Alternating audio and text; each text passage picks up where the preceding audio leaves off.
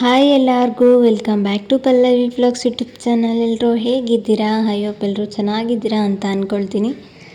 ಇದು ಬುಧವಾರ ಸಾಯಂಕಾಲ ಮತ್ತು ಗುರುವಾರದ ವ್ಲಾಗ್ ಆಗಿರುತ್ತೆ. ಬುಧವಾರ ಸಾಯಂಕಾಲ ನನ್ನ ಹೊಸ ಮೊಬೈಲ್ಗೆ ಒಂದು ಬ್ಯಾಕ್ ಕವರ್ ಬೇಕಾಗಿತ್ತು ಅಂತ ತೊಗೊಂಡು ಬರಲಿಕ್ಕೆ ಹೋಗಿದ್ವಿ. ಮೊಬೈಲಲ್ಲೇ ಕೊಟ್ಟಿದ್ದರು, ಆ ಕವರ್ ನನಗೆ ಇಷ್ಟ ಆಗಿಲ್ಲ, ಅದಕ್ಕೆ ಬೇರೆ ಕವರ್ ತೊಗೊಂಡು ಬರೋಣ ಅಂತ ಹೋಗಿ ಇಲ್ಲಿ ಹೊಸ ಕವರ್ನ ತೊಗೊಳ್ತಿದ್ವಿ. ನನ್ನ ಫೇವ್ರೆಟ್ ಕಲರ್ ಪಿಂಕ್ ಕಲರೇ ತೊಗೊಂಡೆ.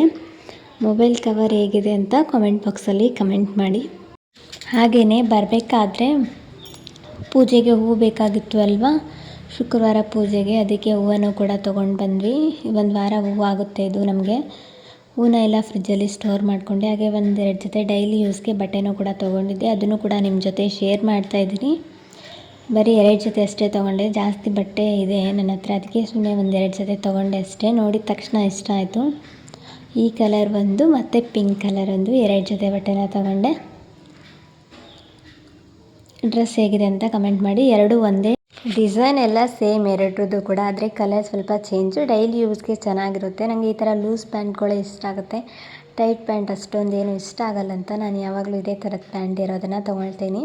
ನಾನು ನೈಟ್ ಯಾವುದೇ ಥರದ ವ್ಲಾಗ್ನ ಕೂಡ ಕಂಟಿನ್ಯೂ ಮಾಡಲಿಲ್ಲ. ಡಿನ್ನರ್ ಕೂಡ ಹೊರಗಡೆನೇ ಮಾಡ್ಕೊಂಡು ಬಂದಿದ್ವಿ, ಅದಕ್ಕೆ ಗುರುವಾರ ಬೆಳಿಗ್ಗೆ ವ್ಲಾಗ್ನ ಕಂಟಿನ್ಯೂ ಮಾಡಿದೆ. ಪಾತ್ರೆ ತೊಳೆದಿಟ್ಕೊಂಡಿದ್ದೆ, ಅದು ಜೋಡಿಸಿರಲಿಲ್ಲ, ಅದಕ್ಕೇ ಇವಾಗ ಅದನ್ನು ನೀಟಾಗಿ ಒಂದು ಬಟ್ಟೆಯಿಂದ ಒರೆಸ್ಕೊಂಡು ಪಾತ್ರೆ ಸ್ಟ್ಯಾಂಡ್ಗೆ ಜೋಡಿಸ್ತೀನಿ. ನಾನು ಯಾವಾಗಲೂ ಇದೇ ರೀತಿಯೇ ಮಾಡ್ತೀನಿ, ಯಾಕಂದರೆ ಹಾಗೆ ನೀರು ಇರಬೇಕಾದ್ರೇ ಜೋಡಿಸಿದ್ರೆ ಪಾತ್ರೆ ಸ್ಟ್ಯಾಂಡ್ ಜಂಗ್ ಬರೋ ಚಾನ್ಸಸ್ ಇರುತ್ತೆ, ಮತ್ತು ಅಷ್ಟು ಏನು ನೀಟಾಗಿ ಇರಲ್ಲ ಅನಿಸುತ್ತೆ ನನಗೆ. ಅದಕ್ಕೇ ನಾನು ಈ ಥರ ಒಂದು ಬಟ್ಟೆಯಿಂದ ಒರೆಸಿ ಜೋಡಿಸ್ಕೋತೀನಿ. ಹಾಗೆ ಬ್ರೇಕ್ಫಾಸ್ಟಿಗೆ ಅಂತ ಇಲ್ಲಿ ಟೊಮೆಟೊ ರೈಸ್ನ ಮಾಡ್ಕೊಳ್ತಾ ಇದ್ದೀನಿ. ಮೊದಲಿಗೆ ಅನ್ನನ ಮಾಡಿ ಅದಕ್ಕೆ ಏನೇನು ಬೇಕೆಲ್ಲನೂ ಕೂಡ ಕಟ್ ಮಾಡಿ ಇಟ್ಕೊಂಡಿದ್ದೀನಿ.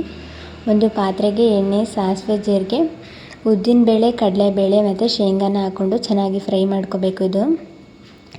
ಆಮೇಲೆ ಹೆಚ್ಚಿಟ್ಕೊಂಡಿರೋ ಈರುಳ್ಳಿ ಮತ್ತು ಸ್ವಲ್ಪ ಕರಿಬೇವು ಹಾಕ್ಕೊಂಡು ಇನ್ನೂ ಒಂದು ಸಲ ಇದನ್ನು ಚೆನ್ನಾಗಿ ಫ್ರೈ ಮಾಡ್ಕೋಬೇಕು. ತುಂಬಾ ಚೆನ್ನಾಗಿರುತ್ತೆ. ಮೊದಲಿಗೆ ರೈಸ್ನ ಮಾಡಿ ಇಟ್ಕೊಂಡಿದ್ದೀನಿ. ಇವಾಗ ಇದಕ್ಕೇ ಒಂದು ಟೊಮೆಟೊನ ಕಟ್ ಮಾಡ್ಕೊಂಡು ಹಾಕ್ಕೊಂಡಿದ್ದೀನಿ, ದೊಡ್ಡ ಟೊಮೆಟೊ. ಹಾಗೆ ರುಚಿಗೆ ತಕ್ಕಷ್ಟು ಉಪ್ಪು, ಸ್ವಲ್ಪ ಅರಿಶಿನ ಪುಡಿ ಹಾಕ್ಕೊಂಡಿದ್ದೀನಿ. ಇದನ್ನು ಹಾಕ್ಕೊಂಡು ಚೆನ್ನಾಗಿ ಸಾಫ್ಟ್ ಆಗೋ ತನಕ ಮಿಕ್ಸ್ ಮಾಡ್ಕೋಬೇಕು. ಅರಿಶಿನ ಪುಡಿ, ರುಚಿಗೆ ತಕ್ಕಷ್ಟು ಉಪ್ಪು ಹಾಕ್ಕೊಂಡ್ರೆ ಟೊಮೆಟೊ ಬೇಗ ಸಾಫ್ಟ್ ಆಗುತ್ತೆ. ನಾನು ಯಾವಾಗಲೂ ಇದೇ ಥರ ಮಾಡ್ತೀನಿ, ಆಲ್ಮೋಸ್ಟ್ ಎಲ್ಲರೂ ಕೂಡ ನೋಡಿರಬಹುದು. ಚೆನ್ನಾಗಿ ಮಿಕ್ಸ್ ಮಾಡಿಕೊಂಡು ಟೊಮೆಟೊ ಸ್ವಲ್ಪ ಸಾಫ್ಟ್ ಆಗಲಿಕ್ಕೆ ಒಂದು ಲಿಡ್ಡನ್ನು ಕ್ಲೋಸ್ ಮಾಡಿ ಬಿಟ್ಟಿದ್ದೀನಿ. ಇವಾಗ ಟೊಮೆಟೊ ಎಲ್ಲ ಚೆನ್ನಾಗಿ ಸಾಫ್ಟ್ ಆಗಿದೆ. ಇದಕ್ಕೇ ಸ್ವಲ್ಪ ಚಿಲ್ಲಿ ಪೌಡರ್ನ ಹಾಕ್ಕೊಳ್ತಾ ಇದ್ದೀನಿ. ನಿಮಗೆ ಬೇಕಿದ್ದರೆ ಹಸಿಮೆಣಸಿನ್ಕಾಯಿ ಪೇಸ್ಟ್ ಅಥವಾ ಹಸಿಮೆಣಸಿನ್ಕಾಯಿ ಹಾಕ್ಕೋಬೋದು. ನಾನು ಖಾರ ಹಾಕ್ಕೊಂಡಿದ್ದೀನಿ. ಖಾರ ಹಾಕ್ಕೊಂಡು ಸ್ವಲ್ಪ ಗರಂ ಮಸಾಲ ಹಾಕ್ಕೊಂಡಿದ್ದೀನಿ. ಎರಡನ್ನೂ ಕೂಡ ಚೆನ್ನಾಗಿ ಫ್ರೈ ಮಾಡಿಕೊಂಡು ಇವಾಗ ಮೊದಲೇ ಮಾಡಿ ಇಟ್ಕೊಂಡಿರುವಂಥ ಅನ್ನ ಹಾಕ್ಕೊಂಡಿದ್ದೀನಿ. ಉದ್ರಾಗಿ ಅನ್ನನ ಮಾಡಿ ಇಟ್ಕೋಬೇಕು. ತುಂಬಾ ಚೆನ್ನಾಗಿರುತ್ತೆ ಟೊಮೆಟೊ ರೈಸ್. ಒಂದು ಸಲ ನೀವು ಕೂಡ ಟ್ರೈ ಮಾಡಿ ಇದೇ ಥರ. ಅನ್ನನ ಹಾಕ್ಕೊಂಡು ಚೆನ್ನಾಗಿ ಇದನ್ನು ಮಿಕ್ಸ್ ಮಾಡ್ಕೋಬೇಕು. ಗ್ಯಾಸ್ ಫ್ಲೇಮ್ನ ಏನು ಆಫ್ ಮಾಡೋ ಅವಶ್ಯಕತೆ ಇಲ್ಲ, ಮೀಡಿಯಮ್ ಫ್ಲೇಮಲ್ಲಿ ಇಟ್ಕೊಂಡು ಚೆನ್ನಾಗಿ ಮಿಕ್ಸ್ ಮಾಡಿಕೊಂಡ್ರೆ ಈ ಕಡೆ ಅನ್ನನೂ ಕೂಡ ಬಿಸಿ ಆಗುತ್ತೆ, ಆ ಕಡೆ ಕಲಿಸ್ದಂಗೂ ಕೂಡ ಆಗುತ್ತೆ. ಬೇಗನೆ ಮಾಡ್ಕೊಂಬಿಡ್ಬೋದು. ಒಂದು ಸಲ ಚೆನ್ನಾಗಿ ಮಿಕ್ಸ್ ಮಾಡಿಕೊಂಡು ಲಾಸ್ಟಲ್ಲಿ ಸ್ವಲ್ಪ ಕೊತ್ತಂಬರಿ ಸೊಪ್ಪು ಹಾಕ್ಕೊಂಡು ಇನ್ನೂ ಒಂದು ಸಲ ಇದನ್ನು ಚೆನ್ನಾಗಿ ಮಿಕ್ಸ್ ಮಾಡಿಕೊಂಡು ಸರ್ವ್ ಮಾಡಿದ್ರೆ ಟೊಮೆಟೊ ರೈಸ್ ರೆಡಿಯಾಗಿರುತ್ತೆ. ತುಂಬಾ ಚೆನ್ನಾಗಿರುತ್ತೆ. ನೀವು ಕೂಡ ಒಂದು ಸಲ ಟ್ರೈ ಮಾಡಿ, ಹೇಗೆ ಬಂತು ಅಂತ ಕಮೆಂಟ್ ಮಾಡಿ. ಇವಾಗ ಸರ್ವ್ ಮಾಡ್ಕೊಳ್ತಾ ಇದ್ದೀನಿ. ಬೆಳಗಿನ ಬ್ರೇಕ್ಫಾಸ್ಟಿಗೆ, ಮಧ್ಯಾಹ್ನ ಲಂಚ್ ಮತ್ತು ಲಂಚ್ ಬಾಕ್ಸ್ಗೆ ತುಂಬಾ ಚೆನ್ನಾಗಿರುತ್ತೆ. ನೀವು ಕೂಡ ಒಂದು ಸಲ ಟ್ರೈ ಮಾಡಿ. ನಿಮಗೆ ಬೇಕಿದ್ದರೆ ಒಗ್ಗರಣೆಯಲ್ಲಿ ಬೆಳ್ಳುಳ್ಳಿನೂ ಕೂಡ ಹಾಕೋಬೋದು, ನಾನು ಹಾಕಿಲ್ಲ. ಇವಾಗ ಬ್ರೇಕ್ಫಾಸ್ಟ್ ಎಲ್ಲ ಮುಗಿಸ್ಕೊಂಡ್ವಿ. ಹಾಗೆಯೇ ನಾಳೆಗೆ ಇಡ್ಲಿ ಮಾಡೋಣ ಅಂದ್ಕೊಂಡು ಅಕ್ಕಿನೂ ಕೂಡ ಇಲ್ಲಿ ತೊಳ್ಕೊಳ್ತಾ ಇದ್ದೀನಿ. 3 ಕಪ್ ಅಕ್ಕಿನ ಹಾಕ್ಕೊಂಡು ರೇಷನ್ ಅಕ್ಕಿ ಹಾಕಿರೋದ್ರಿಂದ ಒಂದು 2-3 ಸಲ ಇದನ್ನು ಚೆನ್ನಾಗಿ ತೊಳ್ಕೊಬೇಕು, ಜಾಸ್ತಿ ಧೂಳೆಲ್ಲ ಇರುತ್ತೆ. ಇದನ್ನ ತೊಳ್ಕೊಂಡು ಇದನ್ನು ಕೂಡ ಮುಚ್ಚಿಟ್ಟೆ.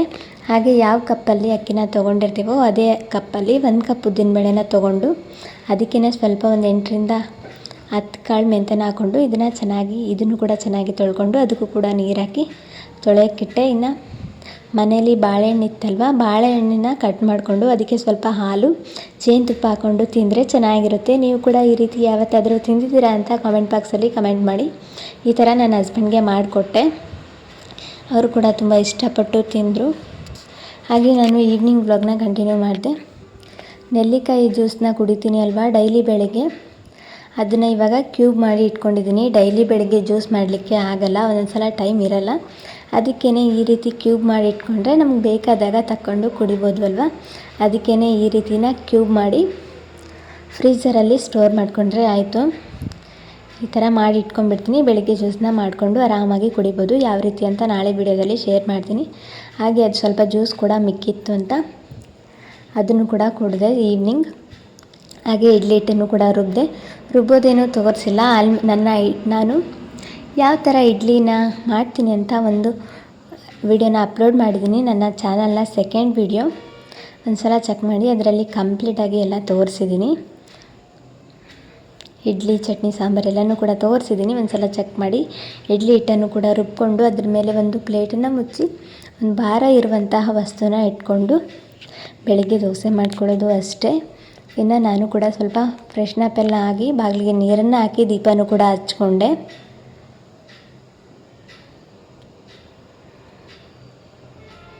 ದೀಪನೂ ಕೂಡ ಎಲ್ಲ ಹಚ್ಕೊಂಡು ಇವಾಗ ನೈಟ್ ಡಿನ್ನರ್ನ ರೆಡಿ ಮಾಡ್ತಾಯಿದ್ದೀನಿ. ಸಿಂಪಲಾಗಿ ರೊಟ್ಟಿ ಮಾಡಿ ಅದಕ್ಕೆ ಸ್ವಲ್ಪ ಸಾಂಬಾರು ಮಾಡೋಣ ಅಂದ್ಕೊಂಡಿದ್ದೀನಿ. ಪಾಲಕ್ ಮತ್ತು ಹೆಸರು ಕಾಳು ತೊಗರಿಬೇಳೆ ಹಾಕಿ ಮಾಡುವಂಥ ಸಾಂಬಾರಿದು. ಹೆಸರು ಕಾಳನ್ನ 1.5 ಕಪ್ನಷ್ಟು ನೆನೆಸಿಟ್ಕೊಂಡಿರೋ ಹೆಸರು ಕಾಳನ್ನ ಹಾಕ್ಕೊಂಡಿದ್ದೀನಿ. ಸ್ವಲ್ಪ ತೊಗರಿಬೇಳೆ ಹಾಕ್ಕೊಂಡಿದ್ದೀನಿ. ಕಟ್ ಮಾಡಿ ಇಟ್ಕೊಂಡಿರೋ ಪಾಲಕ್ ಸೊಪ್ಪನ್ನ ಹಾಕ್ಕೊಂಡಿದ್ದೀನಿ. ಚೆನ್ನಾಗಿ ತೊಳೆದಿಟ್ಕೊಂಡಿದ್ದೆ ಬೆಳಗ್ಗೆನೇ, ಅದನ್ನು ಹಾಕ್ಕೊಂಡಿದ್ದೀನಿ. ಹಾಗೆ ಒಂದು ಚಿಕ್ಕ ಈರುಳ್ಳಿ, ಒಂದು 2ರಿಂದ 3 ಹಸಿಮೆಣಸಿನ್ಕಾಯಿ, ಹಾಗೆ ಸ್ವಲ್ಪ ಟೊಮೆಟೊ, ಸ್ವಲ್ಪ ಅಂದರೆ 1-2 ಟೊಮೆಟೊ, ರುಚಿಗೆ ತಕ್ಕಷ್ಟು ಉಪ್ಪನ್ನು ಹಾಕ್ಕೊತಿದ್ದೀನಿ. ಸಾಂಬಾರಂತೂ ರೈಸ್ ಜೊತೆ ಸಖತ್ತಾಗಿರುತ್ತೆ, ರೊಟ್ಟಿ ಜೊತೆನೂ ಕೂಡ ಚೆನ್ನಾಗಿರುತ್ತೆ. ಒಂದ್ಸಲ ನೀವು ಕೂಡ ಇದನ್ನು ಒಂದ್ಸಲ ಟ್ರೈ ಮಾಡಿ. ಹಾಗೆ ಸ್ವಲ್ಪ ಅರಿಶಿನ ಪುಡಿ ಮತ್ತು ಬೇಳೆ ಕಾಳು ಕುದಿಯುವಷ್ಟು ನೀರು. ಹೆಸರು ಕಾಳನ್ನು ನೆನೆಸಿಟ್ಕೊಂಡಿರ್ತೀವಿ, ಜಾಸ್ತಿ ಕುದಿಸೋ ಅವಶ್ಯಕತೆ ಇರಲ್ಲ. ಹಾಗೆ ಸ್ವಲ್ಪ ಎಣ್ಣೆ ಹಾಕ್ಕೊಂಡು ಇನ್ನೊಂದು ಸಲ ಇದನ್ನು ಚೆನ್ನಾಗಿ ಮಿಕ್ಸ್ ಮಾಡ್ಕೊಬೇಕು. ಒಂದು ಸಲ ಚೆನ್ನಾಗಿ ಮಿಕ್ಸ್ ಮಾಡಿಕೊಂಡು ಕುಕ್ಕರ್ ಲಿಡ್ನ ಕ್ಲೋಸ್ ಮಾಡ್ತಿದ್ದೀನಿ. ಕುಕ್ಕರ್ ಲಿಡ್ನ ಕ್ಲೋಸ್ ಮಾಡಿ ಇದನ್ನು ಚೆನ್ನಾಗಿ ಇವಾಗ ಒಂದು 2ರಿಂದ 3 ವಿಸಲ್ ಕುಕ್ಕರ್ನ ಕೂಗಿಸ್ಕೋಬೇಕು. ಆವಾಗಲೇ ಸ್ವಲ್ಪ ಚೆನ್ನಾಗಿ ಬೇಯುತ್ತೆ.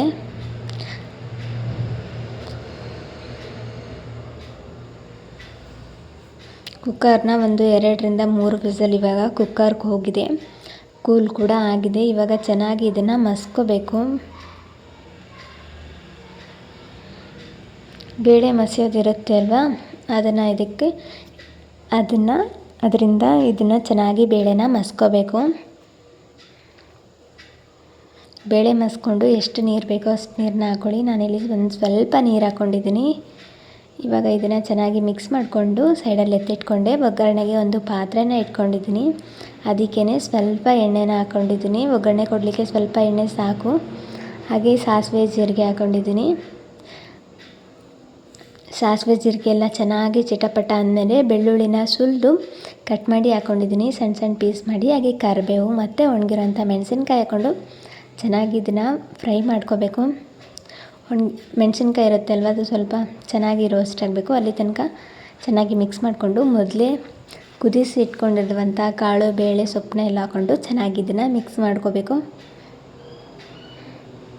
ಚೆನ್ನಾಗಿ ಇದನ್ನು ಮಿಕ್ಸ್ ಮಾಡಿಕೊಂಡು ಒಂದು 2ರಿಂದ 3 ಉಗಿ ಕುದಿಸ್ಕೊಂಡ್ರೆ ಹೆಸರು ಕಾಳಿನ ಪಾಲಕ್ ಸಾಂಬಾರು ರೆಡಿಯಾಗಿರುತ್ತೆ. ತುಂಬ ಅಂದರೆ ತುಂಬಾ ಚೆನ್ನಾಗಿರುತ್ತೆ. ನೀವು ಕೂಡ ಒಂದು ಸಲ ಟ್ರೈ ಮಾಡಿ. ರೈಸ್ ಜೊತೆನೂ ಕೂಡ ಚೆನ್ನಾಗಿರುತ್ತೆ. ರೊಟ್ಟಿ ಜೊತೆ ರಾಗಿ ಮುದ್ದೆ ಜೊತೆನೂ ಕೂಡ ಚೆನ್ನಾಗಿರುತ್ತೆ. ನಾನು ರೊಟ್ಟಿ ಜೊತೆ ಸರ್ವ್ ಮಾಡಿಕೊಂಡಿದ್ದೆ. ನೀವು ಕೂಡ ಒಂದು ಸಲ ಟ್ರೈ ಮಾಡಿ, ಹೇಗೆ ಬಂತು ಅಂತ ಕಮೆಂಟ್ ಮಾಡಿ. ಹಾಗೆ ಇವತ್ತಿನ ವಿಡಿಯೋ ಇಷ್ಟ ಆಗಿದ್ದರೆ ಪ್ಲೀಸ್ ಒಂದು ಲೈಕ್ ಮಾಡಿ, ಶೇರ್ ಮಾಡಿ, ಕಮೆಂಟ್ ಮಾಡಿ. ಹಾಗೆ ನನ್ನ ಚಾನಲ್ನ ಸಬ್ಸ್ಕ್ರೈಬ್ ಮಾಡಿಕೊಂಡು ಪಕ್ಕದಲ್ಲಿ ಕಾಣ್ತಾ ಇರೋ ಬೆಲ್ ಐಕನ್ನ ಕ್ಲಿಕ್ ಮಾಡಿ. Thank you.